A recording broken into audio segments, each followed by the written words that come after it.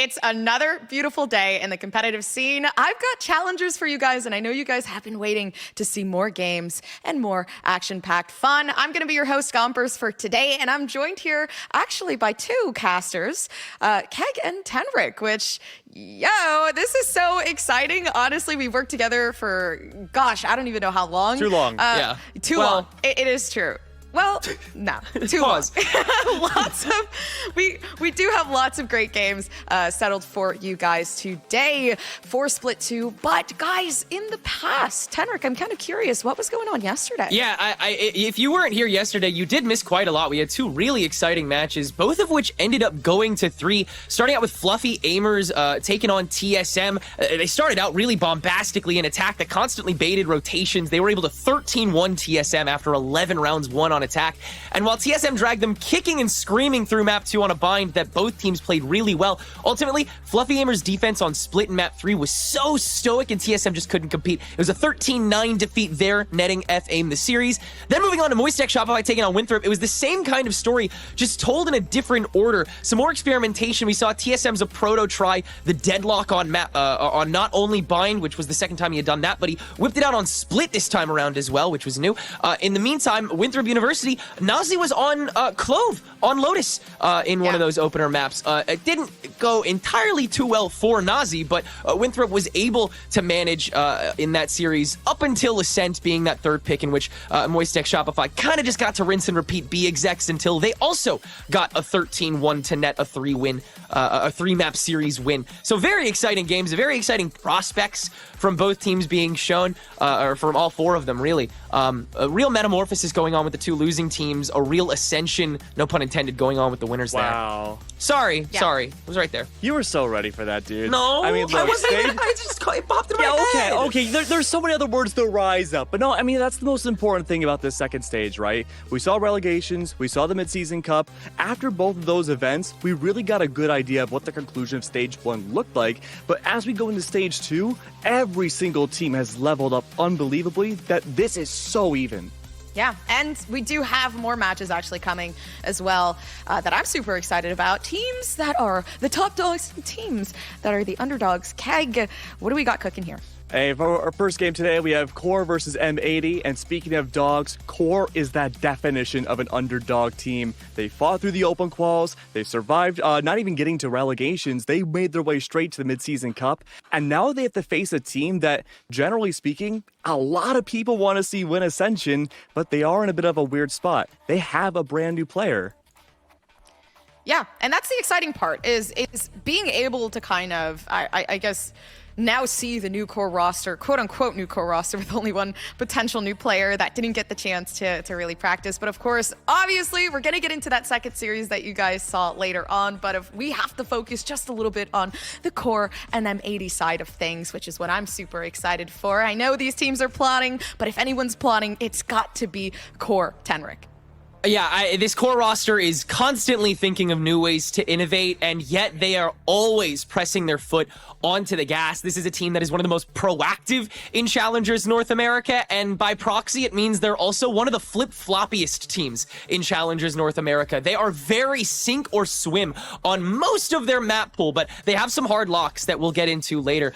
In the meantime, though, it seems like they've really tried to focus on early shutdowns so that this exec-heavy meta that a lot of teams are seemingly relying on more often don't tend to work too well. Unfortunately, they've had some tough matchups in that department to the point where those early denials don't tend to do enough damage on the way through, and then their retakes are a little bit weaker because of that, but their attacks, because of their proactivity, look astounding. Their comms, as always, are clean as can be.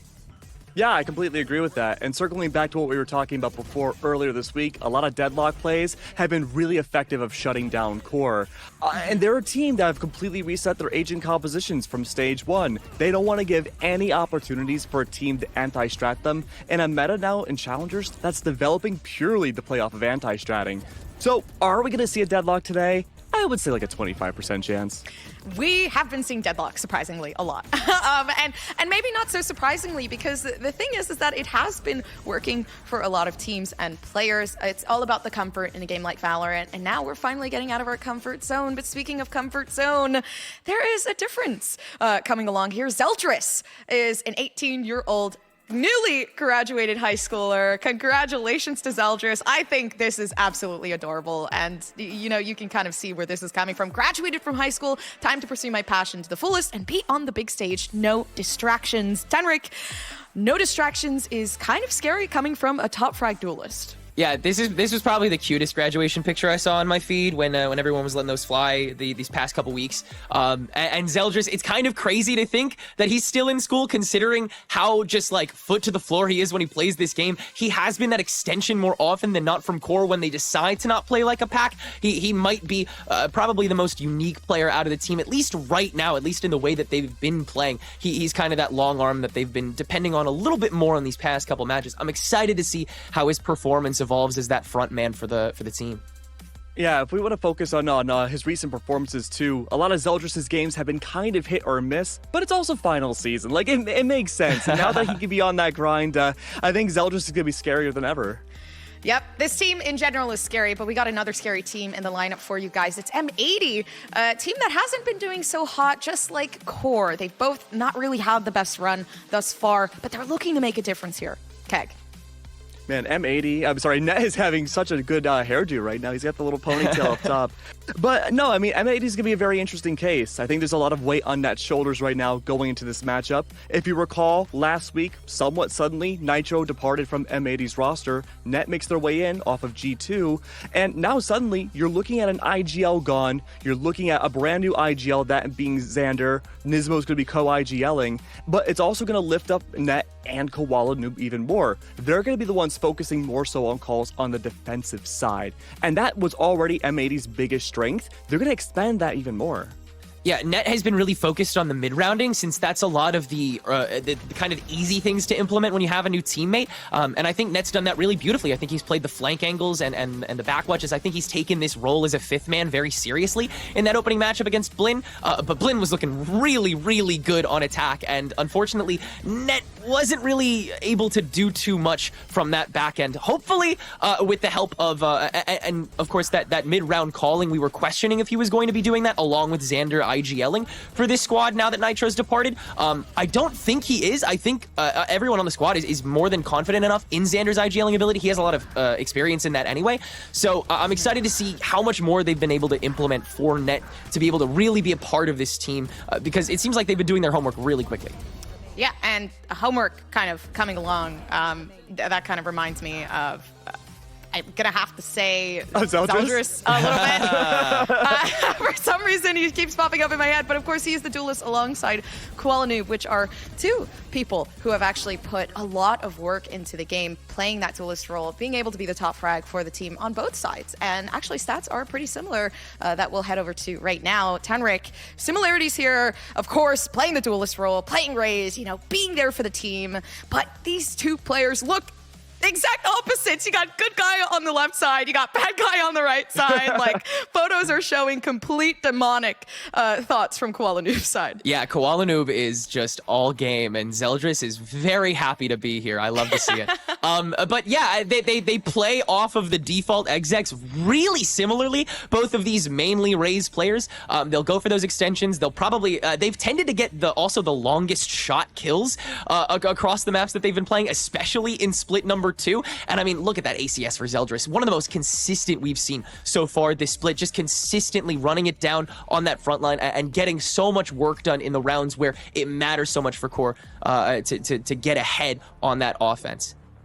Zeldris has been playing super well the entirety of Challengers, but my big fear is that his agent pool is not nearly as big as Koala Noob. It's true. You're looking at controller players, you're looking at duelists, you're looking at Koala opping consistently. Zeldris, he plays a lot of Raze, but oftentimes it's just Raze for mobility. Yeah, well, kind of speaking of Koala Noob a little bit more, we've got the tweet of a lifetime of Psycho just kind of hyping up some of the players here on M80. But number 1 finally made. So not only are you going against Zeldris, the newly graduated student who is fully focusing on Valorant, but also the number 1 player within Valorant in the NA side.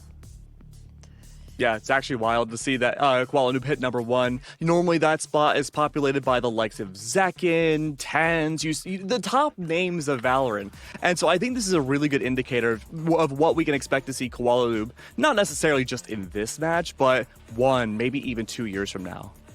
Yeah, interesting as well to...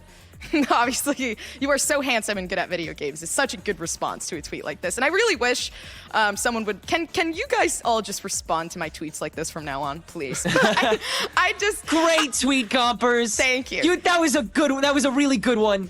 You're doing so good. You're doing so well. Oh my gosh, I feel so important now, honestly, and maybe I can hit #1 Radiant at this point moving forward. But Radiant hosting. Out of the way for M80, I do want to see the map picks and bans that we're dealing with here for both sides, because we're speaking of history, we're speaking of star players, but let's speak a little bit about what we're used to seeing. And Keg, is this something that you're expecting?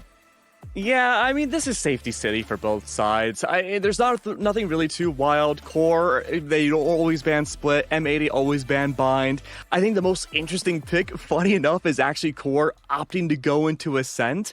This has been their first time picking this map since stage 1. And knowing how Ascent's been going for a lot of teams recently, I'm hoping, like an iota of hope, then maybe we get to see a different composition instead of your usual typical 5 on this map. And QOR has done that. They've brought out Fade before, so they are willing to switch it up.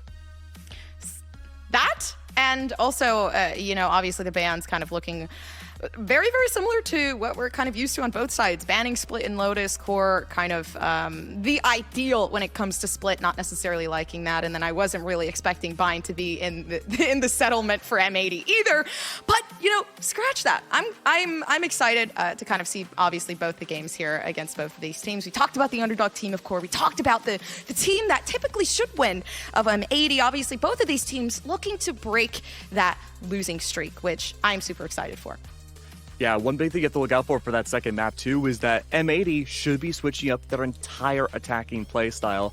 They were super slow when Nitro was the IGL, but now that it's kind of all over not all over the place, but Xander and Nismo to an extent calling quite a bit, their attacks are so much more explosive. So we're in for a ride, Gump. A ride that is going to be quite dangerous, because we talked about it a little bit, and I guess I want to hear your guys' takes on it really quick before we head over to Agent Select. We're looking at these maps, right? We're looking at what we have picked for both of these teams. What is the scoreline that we think we're going to deal with here? Keg, I'll let you go first. Oh, this is a tough one. I think the second series is a lot easier to call. Look, I think this is going to be a 3-mapper. I honestly think we're going to go to Sunset. I think QOR is going to get Ascent. I think the safety pick here for M80 going to Icebox is going to do well for them. And then Sunset is just going to be such a punchy map that honestly, it could go all the way to overtime. But I'm going to say 2-1 QOR. Okay. I gotta go 2-1 M80. Personally, I think that their Sunset is going to be strong enough, but I agree. It's really hard to call this, especially considering that the map pools for both these teams kind of coalesce so incredibly perfectly. It's kind of funny how you have these two hard bans that these teams went for when they are undefeated on each other's instant bans. So, even no change in that tells me that that both of these teams really opting for safety in their picks this time around. I expect a lot of slow experimental play to start things out, and then we'll see both these teams really step into their personality in the back half. All right, that's fair. Guys, I'm going to be controversial. I'm going to say 2-0 on the side of QOR. I'll go for QOR. I don't know what my pick'em was. I don't know what my pick'em was originally on social media. If you guys see that I said something different, I'm so sorry. Don't cancel me. Anyways, switching it up. I want to see what the Agent Select is looking like, and I want to see what everybody is cooking, because I love food and I love to smell food as well. But I believe that's it on my side. So if you guys want to have at it, go ahead. M80 versus QOR Gaming. Take it away, guys. Wow. Okay, Yoru, the deadlock. I was expecting more changes coming from QOR's end, but like we mentioned before, Safety City coming out from the team.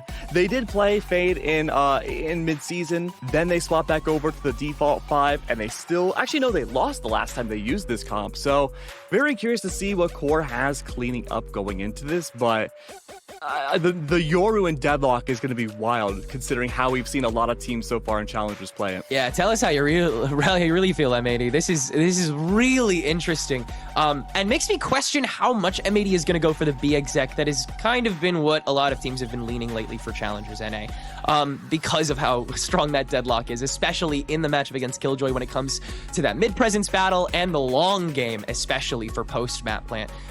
So definitely interesting to pair that with that Yoru to see how much distance they'll actually go for, especially in that post plant. But starting out on the defense, we may not have to worry about that as much. We will worry about that hyper aggressiveness that QOR has been known for, not only in this split, but the previous one. And Keg, Gomper's mentioned it before. Both these teams winless so far. Both these teams searching for their first match. And for at least one of these teams, it will be here that they will do it. QOR in a particularly strong group as well. A win would be really important here. M80, one of 2 winless teams in the group. A win for them would basically tether them up 2 more spots to immediate contention at the top of the key. Elgis, good spot right now. Good entry. Xander already holding down for the smokes. This is going to be a great read from M80. Well aware about the tree push early on. And they'll try to double dip into it to take an extra body. Xander's a little up close and personal, is going to bear the brunt of it. And now T-Dog sees that as the instant sign to go, get shut down by Koala Noob, but QOR has made it on. And BCJ on the way, Koala Noob, great shot onto Nerve to be able to make this a 2v2 way quicker, a 3v2, as Nismo's also going to make his way back here. Snarly holding Gen. Ziff, again, getting very up close. Can't handle the onslaught, and M80 will turn that into a 3v1 that they can easily mark it into a round for themselves. Great read earlier from M80. Well aware that QOR is not going to take a default route early on pistol. You called it yourself. QOR like to play ultra aggressive early rounds inside their attacking halves. But M80, they have a lot of advantages on their side. Not only are they starting on the preferred side of the defense, the side where they get the most amount of round wins, but they have so much tech behind them that probably a lot of teams have not scrimmed recently. You don't normally see a Yoru Deadlock Ascent scrim too often. And so QOR, they may have to scratch their heads in a few rounds from now, especially that early rifle, to figure out what they can do in the mid-round to get past that Yoru trip. Or Yoru as a trip himself, I should say. Yeah, no, you can see how that would be confusing at this point. But I'm very terrified of what happens when QOR runs into Nismo on a good day. Like, how are they going to shift their presence, and how much weight can you apply to these early kind of scouts to make that aggression seem fluid? They'll take mid pretty convincingly to start things out. M80 doesn't have any quarrel with that, but no immediate jump into market. QOR really need to value these 1 or 2 big parties they're going to have once they actually sight M80. Maybe looking for a straggler to pop along CT, but M80 is stalwart right now. Yeah, very slow from QOR's end. The poking, prodding, expecting M80 to play ultra aggressive here with the buy-ups.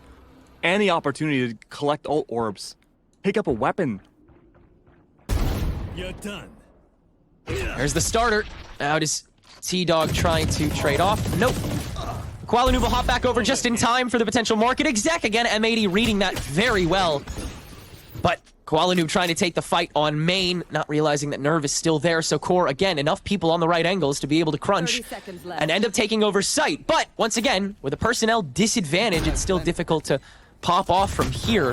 Xander, though, with the shotgun means that he has to hand the reins off to Net Nismo, and Nismo, luckily, is close enough to deal the first killing blow. It's just T-Dog alone with this outlaw, granted, but can't get anything done with it with that paranoia launched his way. M80 will once again keep 3 stable for round 2. Now, I don't want to claim that I have the script in my hands or anything, but more often than not, this entire year, it's the APAC strategy, and it's kind of bled over into EMEA, a little bit of NA as well. The wackier your comp is on Ascent, the more likely you win this map. Everyone knows. When is the last time Koala Noob has played Yoru? Never? Like, this is so out of nowhere. We're just talking about his Asian pool. It's usually Omen, Jet, Raze. And it's like, that makes a lot of sense. We even see in Tier 1, a lot of teams bring out their Omen, have that op capabilities, but the Yoru here is a complete change of pace. Yeah, and Koala Noob's already been doing amazing things with it. Just switching up that positioning instantly to always be with the vocal majority in the fight. His timing has been so immaculate, and on Yoru, that is everything. Core attempting to farm some chip out of Koala, and they actually will be successful. Great shot into logs to get that read and force out the early TP. Now, Core, do you commit to this, or have you already shown your hand a little bit? Yeah, I mean, all that's going to happen is Nismo is going to tiptoe on over, and ultimately, that doesn't really do too much. Now, Core love the waste that regen utility from a defensive team like M80. We've seen it so much on Lotus in the previous weeks. T-Dog now looking for that opener. No trips available on the top of B main. Good connection early on, but Koala, oh my. Has that dimensional drift for info after getting this first kill. Great escape option. Oh, huge turn on the flash. Well done. Traded off immediately, but Core still have to kind of stay stunted here. T-Dog gonna reveal himself with the shots. Nismo pops out for one more of his own. BCJ, who's been hiding in the boathouse, can finally let himself be known. Enough noise made. Now Ziff caught with the recon bolt. BCJ tries to finish it himself, but can't. Nerve in a 1v2 against two gamers with good enough guns, and the spike exposed along those steps. One shadow step, one smoke with 25 on the clock, and a gun spotted on the market site. You have to search for this second one. Where can he be? Oh. There he is, Xander, finding the right angle before net can get collapsed on, and M80 find their third. I'm expecting a very early time up to come out from Core's side. They're having a hard time getting anything going, forcing themselves to play for these slow executes, not really giving enough time to prowl around in the early rounds for any sort of spacing. Luckily for Core, though, M80 haven't taken advantage of that yet. No real major push-ups, no flanks just yet. But right now on another forced buy, well, somewhat forced buy with two stingers and a lot of sheriffs to go with. This is not looking good for Core early on, but both these teams have been defensive warriors. And attacking on this map is hard enough as it is. If you're Core, you're looking at least 4 rounds to secure a good half. And that's why it's so scary to jump the gun now.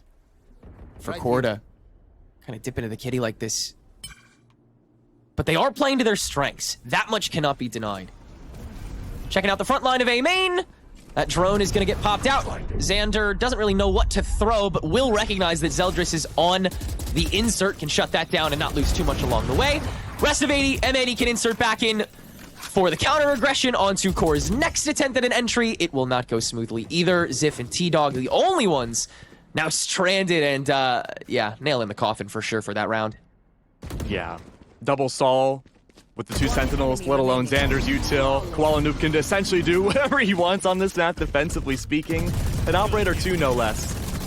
And we talked about it, right? You have a Raze op, you have Jet op, you have Omen op a lot in any caliber of play. Yoru op essentially is another Sentinel. You play that just like Jet. You don't really need to have that much elevation on this map, defensively speaking. You can teleport across the entire map, change up your position any which time. Core has 2 initiators to work with. If they dump all the utility in the world, they still won't have info on either that Yoru or where the Sentinel utility on one site might lie. Their util is so important for these attacking rounds. T-Dog has to be so careful with his buys, but he doesn't even have an Owl drone going into this round. Yeah, this is really early utility usage when Core has to spend so wisely already. Koala's actually handed the op off to Xander as well, so it's, you know, Core's aggression's got to be uncertain here, and that's going to be a perfect place to insert. Koala's going to look to go for a dimensional drift, maybe towards the late round. Give a lot of information, possibly for a retake post-plant. You can see Xander, top heaven, very little control of the site as it is. Information's gained now. Everyone's backing away. Snarly, 2 off from having null command, may try to pick up that orb A main, but they're too far out. They're over in tree. But M80 don't know that. They're fully expecting a null command any second if the only one body goes down. Oh, the gun is spotted. There's the first shot. Oh, no null command to worry about now. Yeah. But they're still giving up sight. M80 hasn't exactly stopped giving up sight. I think they're doing a great read of Core, which is that when Core execs, you don't have to fight for sight. You just have to play for the fight. As long as they can come back with advantage, they feel really secure. And that's why you'll only see 1 or 2 players kind of just pop in to play non-committal, maybe even just go for the poke. Hopefully not get traded. But certainly not traded are Xander and Net, as assaulted by the Nano Swarm and the Hunter's Fury will be taken down. But what more can you do from here? Core has no certainty on sight until they're able to scope out A after the trade back through tree. Nismo cannot take this solo to play for time, and so Core do have a little bit of leniency along with Zeldris coming through catwalk, but you don't have long. No. Zeldris' timing has to be impeccable here. 3 stacked up heaven already. Nerve waiting, watching. 1 HP, can't use it. The recon bolt to confirm all 3 are up here. Zeldris. Here he comes, just as they all jump down. And so it's a 1v3, T-Dog unsupported, and Koala Noob, immediate recognition.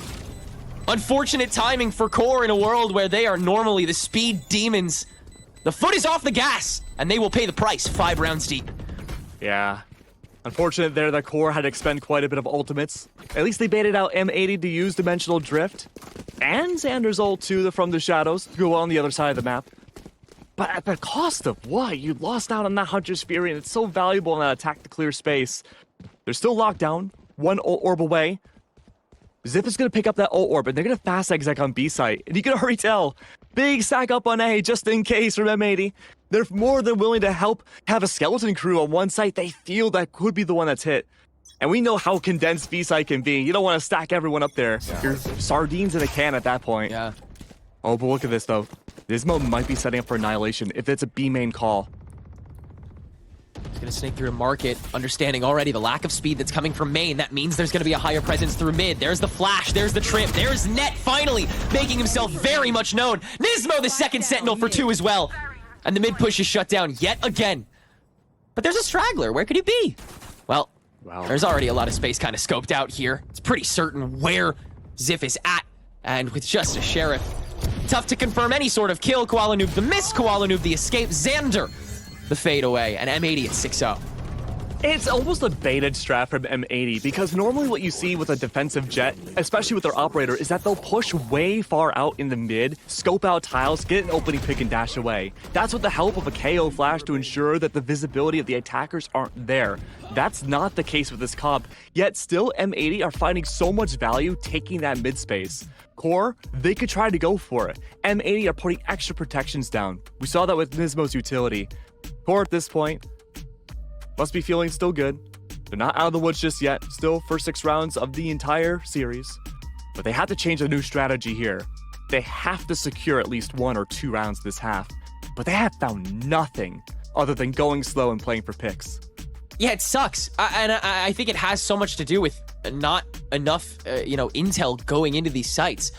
The thing is, I think that they're very scared of trading util against the 2 sentinels. They really don't want to have like nothing for post plant, so they just lose on max.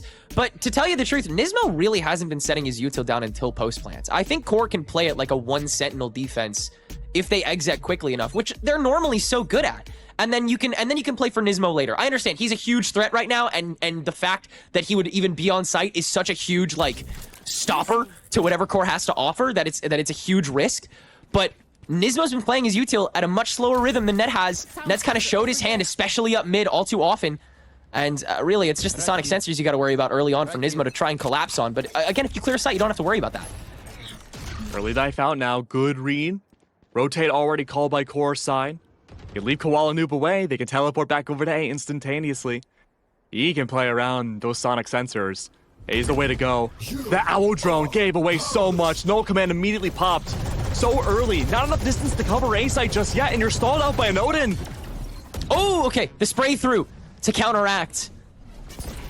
Good crowding by Core to avoid that early punishment, but so much is keyed up on A site. In fact, B site is completely vacated. M80 made the switch perfectly, and Nismo held it down perfectly. 3K for the deadlock and 7 aboard for M80. 7-0. M80's looking fantastic with this team comp, but like I said, like the weirder the comp, the better. But there is a problem. It won't affect them this map, but if they try to run this comp in the future, it doesn't have the same versatility as the default 5. So I mean, it could work very well if you're not expecting it, like Core is now, but if you face them again in the future, there'll be enough footage for Core to counteract them and have that time to do their homework. All right, semi-default out now. No mid-control once again. The fear is there once more about that deadlock util. Nismo still has Annihilation, not brought out just yet. Full save with the Sheriffs coming out from Core side. And yet they're still playing this slow. You'd think at this point maybe they deathball and just barrel into a site and hope for the best, but they're really trying to poke away this util. I think they are reading way too hard into the safety aspect of the slow play of Ascent, because they're starting to isolate themselves way more than they do on other pushes because they have all of this space in T and they know that M80 isn't going to breach through courtyard. But at the end of the day, what are you doing because of that? Like how much space are you creating by just looking, especially when M80's defense, double sentinel, is so chameleonic and can swap on a dime. You have to get in and you have to do it fast. Zeldris will be that linchpin this time around with the Blade Storm. Looking for a third, spots Koalanu, but he somehow backs out before getting found out and can snipe through the smoke to stop T-Dog from approaching. Core just have to bite the bullet, make this work, and they will with the help of the fragment. They'll get onto site, make this a 3v4, and actually have a pretty long standing on site with the help of the lockdown. Good for committing the lockdown here. Net, again, great defensive reads back over on his old team. Can he do it again? Waiting for his team to come up back over. No neural theft available. Have to wait out the lockdown, though. A lot of space could be gathered by Core here, but they're playing for safety down in the pit.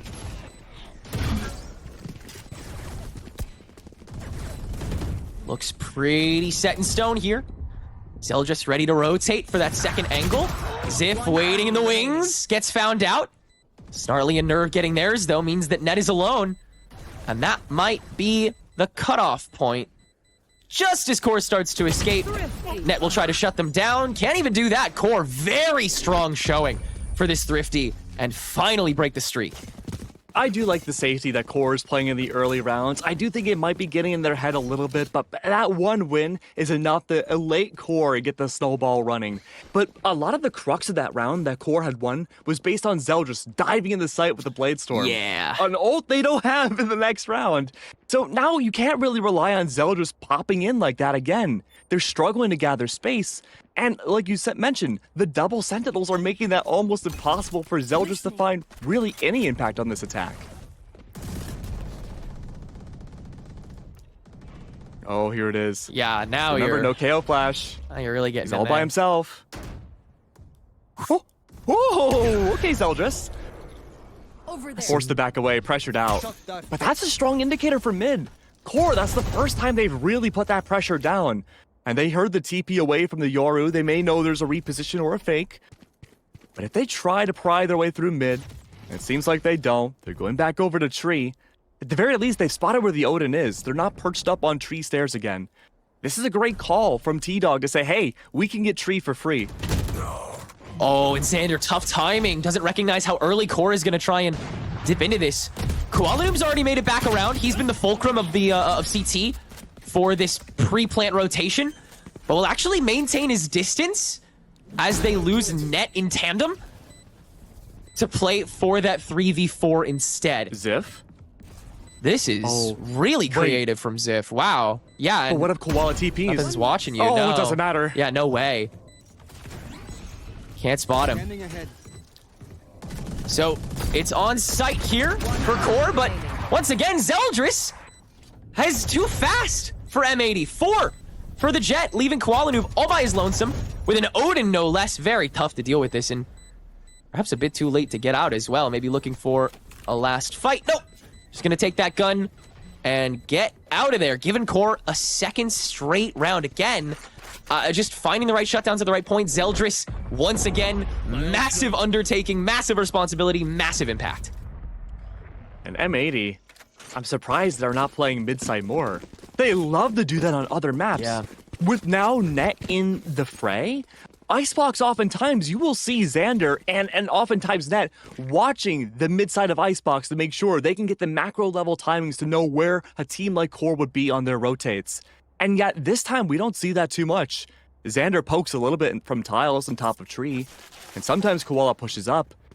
But this is just like contingency.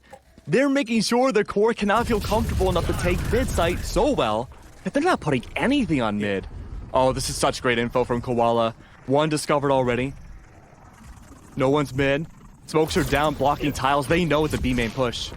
Yeah, that's all the intel they need. Nerve is on an island in T. Can't affect this fight for good 10-15 seconds. That smoke is finally going to make its way through, but BCJ is going to respond with that Hunter's Fury to shut down the frontliner and Snarly. Zeldris now a bit isolated and will actually anchor on B main as Core will run back around to Nerve, who's been puppy guarding these A exits to make sure no one from M80 tries to collapse early. And spoiler alert, they're not. They're still staying back. This is such a great read from Core too. Look at the mini-map on B site. That is a war zone. You can't go anywhere on B. So the read to go to A site is good. There's no ults to gather that space outside of T-Dogs. Standing ahead. But again, we've seen M80 willing to give up the site. Oh no. They got us psyched out. They're gonna go to B. Wow. Oh no. The wall falls. Nerve. The mind games work. M80, oh no. And Nerve's ult is not gonna show that there's all that senti util. The Yeah. frag nade is already down. The net is covered. Nismo's still holding lane. It's a mad dash back over to A site. Yeah, now Core thinks that everyone from M80's made it back over there. The annihilation was enough to scare. 13 seconds to breach through tree, and guess what? M80's here again! BCJ getting dropped by Nerve, though. He's been watching the whole time, waiting for Xander to pop his head out, but he finds the right angle, the wide swing to find at least one, and now it's Trade City. Koala Noob able to play for time, just not enough. Never mind. They're able to do it. 8-2. Wait. How did they plant? Yeah, I don't know, man. That was less than 4 seconds. That didn't look like... yeah, that looked weirdly closer than it should have been. Oh, okay. You know what? I got psyched. I'm here for it. You know, maybe that's a blessing for Core. They got the miracle glitch, but I mean, They got the overall, 2-second plant. Currently, like they are playing so slow. They're looking to drain and exhaust M80 and make them over rotate as much as feasibly possible. Now I'm wondering, does that smoke go down in the catwalk? It does. It blocks out a great read. Koala pushes through. They have the TP. Remember, that's not a collat. But T-Dog's gone. Their IGL can't give that info anymore. He has to see the POV the rest of Core to make the next move. And the one with the most intel immediately will be Zeldris, of course. But you can't exactly IGL a Blade Storm. So much dependent on this ultimate yet again. Immediate paranoia. Still manages to find the shot onto Xander. But Net now playing the guard, and M80 yet again have had more than enough time to make it back to the right site. Core have to commit at this stage. The Cypher ult to confirm nobody's flanking this time around. It's all happening on A. But Nerve playing for the distance means that M80 still has to take this a bit slower. Take down the sentry first, play around this smoke. Nerve has a lot of room to move, but Nismo has a lot of room to spray for free and find both in the crowd. Zip playing from the bottom, a lot of bodies spotted, not a lot of bodies caught. That's cleanup for M80, 9-2. Oh, it's just a big trick for Core. They think they can get A site control at the very end of a round. They can try to pop exec. They take down the IGL no less too, and yet even then Core, M80, they feel so comfortable to play that simple retake. Spraying through smokes no less. All the advantages should be in Core's favor directly on A site, but even then, no. Nismo's just built different. Really on fire, this map so far. Well, hold on though. Now remember, this is the set we're talking about, right? We've seen this quite a bit. This is a great point. It's a big defender map. I'm not counting Core out just yet. It's very true. Hypothetically speaking, let's say it's 10-2. Not great going to the defense no matter what. But more often than not, you and me, we've seen a lot of games at all levels of play where it's like a 9-3, a 10-2, 11-1, and somehow it still goes to overtime. Oh yeah. I mean, it is a good time to start asking those questions of what exactly is M80 going to do on this attack? Like, is Koala... How outstretched is Koala Noob going to be compared to this back end? Nismo's going to take the jet role. We saw that early on this VCT season, but that was over on Icebox. I think they're just going to pop exec all the time. That's what they've done now that Net's joined. I mean... they just burst exactly. every round. And I think they're perfectly satisfied with Core meeting them halfway, which is entirely likely sometimes. But, like, you know, M80's just kind of going to barrel roll through whatever fights they have to get through. That's sort of just how this comp works. How Core's comp works is, well, default exec. This is the Ascent comp, so we are going to play the Ascent comp, and we're going to play Ascent like an Ascent comp. We're going to play everyone together, and we're going to play all in, and M80 don't have an immediate visage onto that main looker, but that's because Koala Noob has a fun little cubby spot that's able to shut down the null command. Getting smoked away, so having to play the escape. But a little too much chaos still happening in CT for Core to really make an impact outside of just that main line. T-Dog's going to poke a little bit from the outside, but only control for Core is on site. That might be enough, though, as Snarly's going to poke his head out, get some chip done until he's down.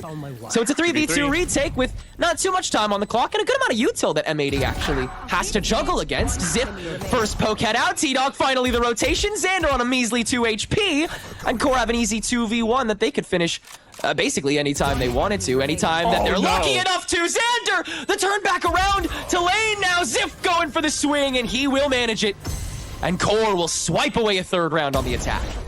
A super close call. QOR found their magic gift at the very end of this half, just playing so slow, pop exec, and just hoping for the best and use their confidence to their own advantage. But again, I'm not counting out QOR. It really comes down to these next 4 rounds. Now, hypothetically speaking, and again, we've seen this a lot, it could go 7-9 maybe for QOR if they can win the buy-up rounds, pistol, and of course, maybe even convert the bonus buys. But that is a tall order. I like this change of pace from QOR, though. They are not going to dilly-dally on this pistol round like they did for the attack. They're going to go straight in the mid, and they're going to go for the jugular if they can. Yeah, it's got to be very, very instant. You got to rip off that Band-Aid.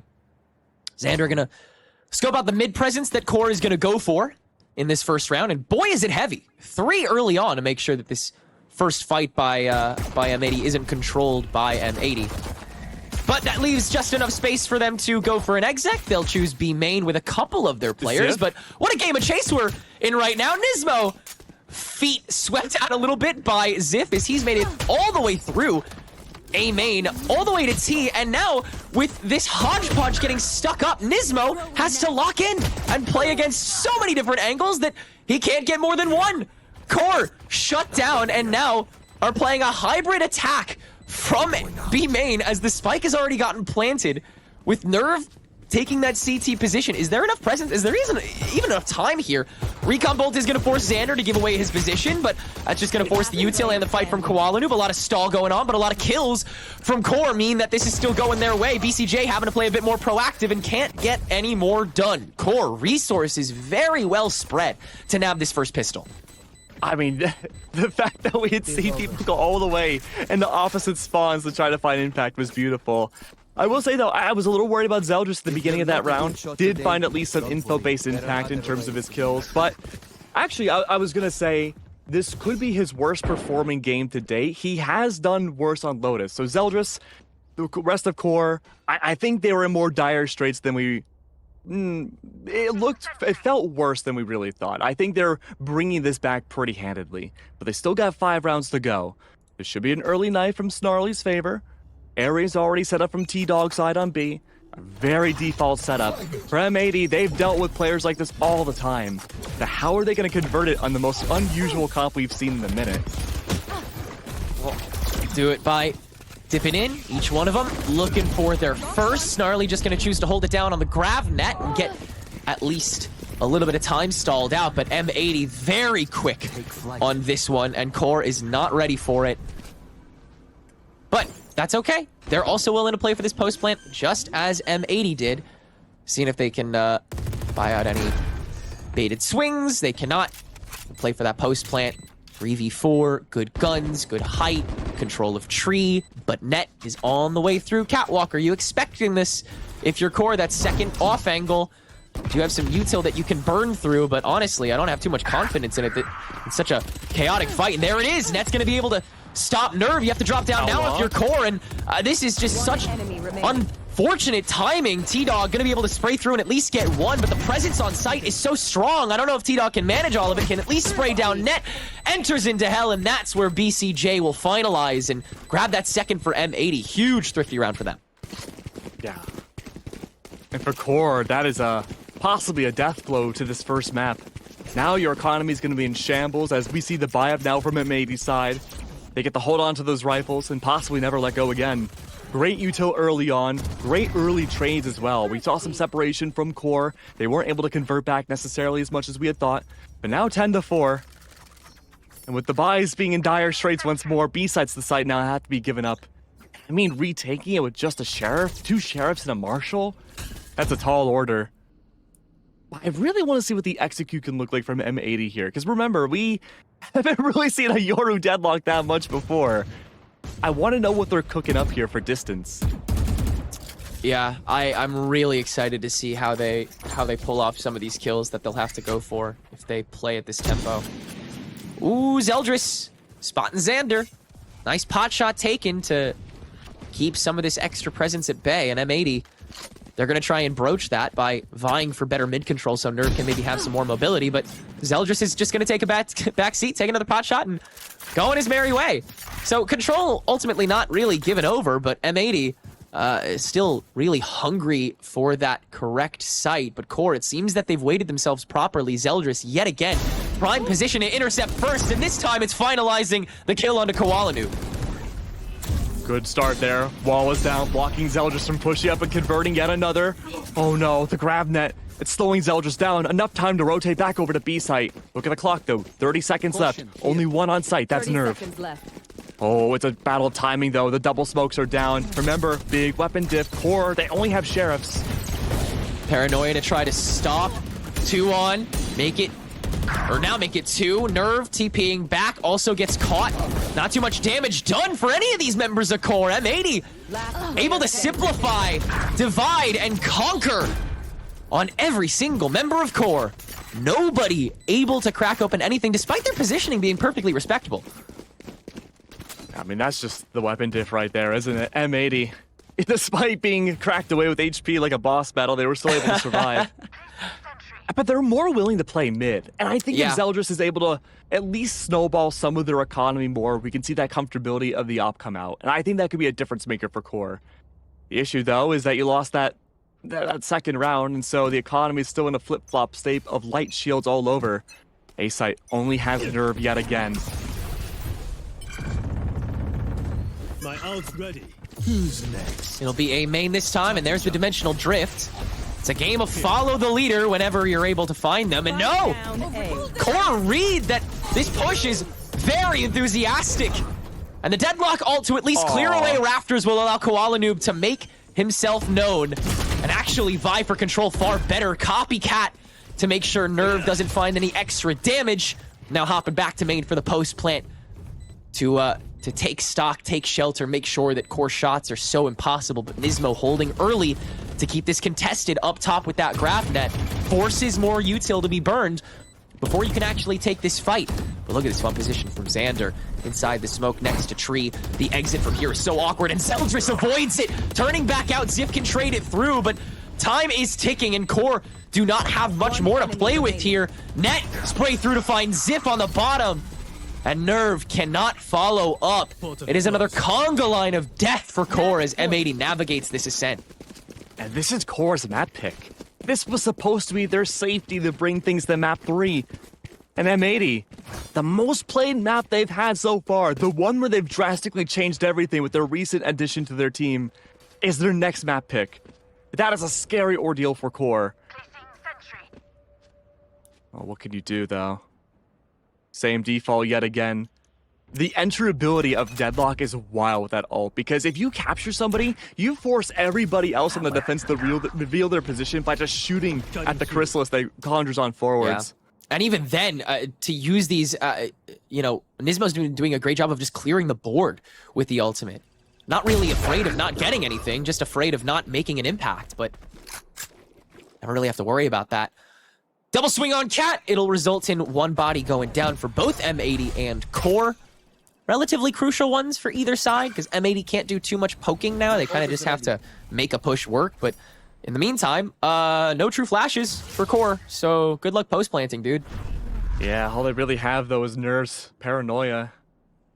They could try to make it work here. M80, less than a minute left. Not seen KJ util just yet. Extrapolating that it must be on B site. Zip only with a Sheriff, though. Final round potentially of this first map. They gotta make these audio cues count. Ziff has got to play to slow here. Some chip would be so helpful. It's the read. Doesn't make the call. They can play for the post plant here.